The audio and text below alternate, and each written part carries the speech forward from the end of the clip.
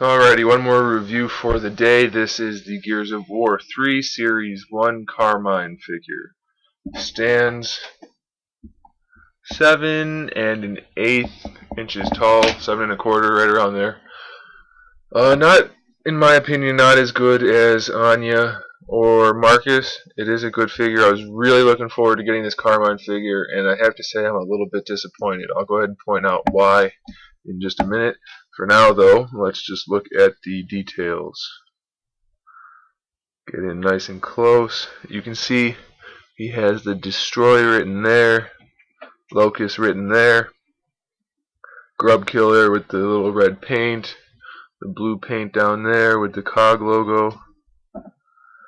Lots of great detail in the paintwork and the sculpt work. The face, it's sculpted well. I mean, it's nice work. To me, though, it's just a little bit off from what it's supposed to look like. It's just not quite the right shape. It's a little bit too narrow, and the eyes are kind of frowny looking rather than more aggressive looking. And it's just kind of lacking, in my opinion.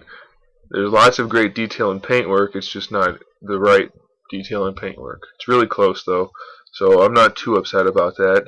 Lots of great detail throughout the back. You can see it says kill grubs. Kill right here and grubs on this side. Great detail work. He's got the soft belt again like Marcus, but it's not floating. It is connected like Anya's. The little pouches are loose to hide the hip joints, and they're nice and soft and flexible, so that's nice. The front's not nearly as a problem in terms of articulation, so nothing really to worry about there, but it is flexible if you need it to be. He's got his armband tattoo on this side. Really nice, solid colors, no problems really. A little bit of smudging in there, but not too bad. And on this side he's got this tattoo with the sword and the wings and stuff, and it looks really good. I think you can read that, hopefully. What does that say? I know it says Airborne. Oh no, it says Anthony and Benjamin, R.I.P. So that's his brother and his other brother that died. Cool. I didn't even look at that until just now. So really nice detail on the tattoo. Very cool. Nice detail on the gloves and the fingers. Paint could be a little bit better there on the fingers, but the detailing's nice. He's got like the steel plating on there. Some nice battle damage. Same thing on this hand. Really nice looking. Individually sculpted fingers. That's really cool. Fingernails are painted. Inside of the palm has texturing. All good stuff. The pants on this guy, the legs are different than Marcus. They have these cool, like little strappy, shieldy leather pad things that are going up and down. It's got some shotgun shells on the side, which look great. Nice detail. Really nice detail. Little skulls on his knee area. Very cool. Big old pouch with some buckles and things. Some heavy shin guards. A couple extra plates on there. And little pouches and things all the way around. Great detail. Alright, on to the articulation. The head is on a ball joint just like Anya and Marcus. It is very limited though. They made the inside of his head, like his chin area, like way too full and small, so it can't move on the thick neck at all. Not a whole lot anyway. Shoulders, same as Marcus. It has that chest articulation that goes front to back, and then it's got the ball joint in there with the bicep swivel that has the cover on it. So it's just a bicep, regular ball joint with a bicep. Here's one of my first major complaints. My shoulders are really loose, the ball joint part, really loose. I don't care for that. You can kind of get it to stay up by wedging in the cover part into the body, but who wants to do that? And then it's also just kind of ugly on him. It just kind of looks weird. So I don't know. I don't care for that.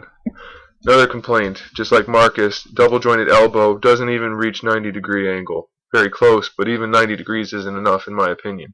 Might as well just be a single joint that looks better than this ugly double joint with the flat elbow, and it's just not good. Wrist has a swivel in it and a hinge. so that's fine. Same thing on this side. He holds the gun fairly well.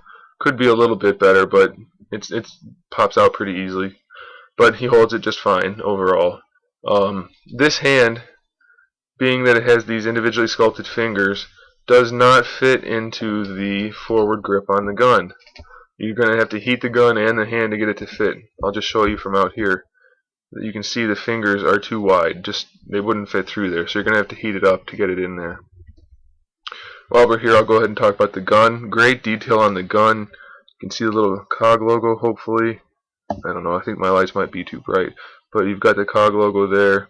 Blood spatter all over the place. Very nice details. Great sculpt.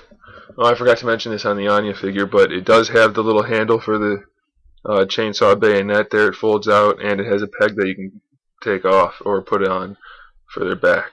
That's what that hole's for, and Anya had one too. Alright, so back to the articulation. The torso, same thing. Forward, backward ab crunch. It's hidden in there pretty well, and then it has a waist rotation.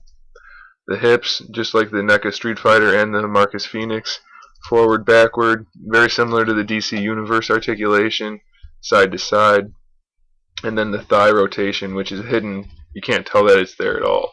And if you rotate the legs just right, you can pretty much hide all of the hip articulation too. So pretty good. And it's soft enough to where you can get decent range out of there, which I'm pretty happy about. Next up is the knee articulation. We'll do it from this side. Single joint, and that's as far as it goes. So maybe a 45-degree angle, not a whole lot, probably not even 45. So kind of a bummer there. It does have the shin rotation in there. Like I said, though, I don't care for that very much, and it's pretty useless. So overall, not a very good knee joint. Doesn't get a whole lot done. And the foot, just like Marcus Phoenix, he's got the real stubby looking feet, but it's fairly game accurate. He's got the giant ankle hinge in there, but it's hidden, so that's fine, doesn't bother me. And it does allow for great movement of the feet. It does have an ankle rocker in there, but just like Anya, you don't get a whole lot out of it, unfortunately, just a little bit. And then he's got the toe joint, which is alright, but if you bend the toe up at all, it basically just hides the foot almost completely. So I typically don't do that. At least that gives it some size. So like I said, he has a decent amount of articulation. Unfortunately, it's not executed very well, in my opinion. It's very hard for him to hold the gun in a natural looking way because you can't get enough motion out of his shoulders and his arms, his elbows, and his wrists and everything. So I don't know, I'm going to heat up, get some hot water going, and try to heat his hand up and get him posed well enough.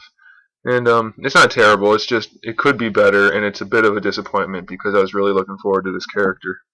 So far, unfortunately, because I was really hoping this guy would be good, I think I'm going to have to go with Anya as my favorite of the Gears 3 figures.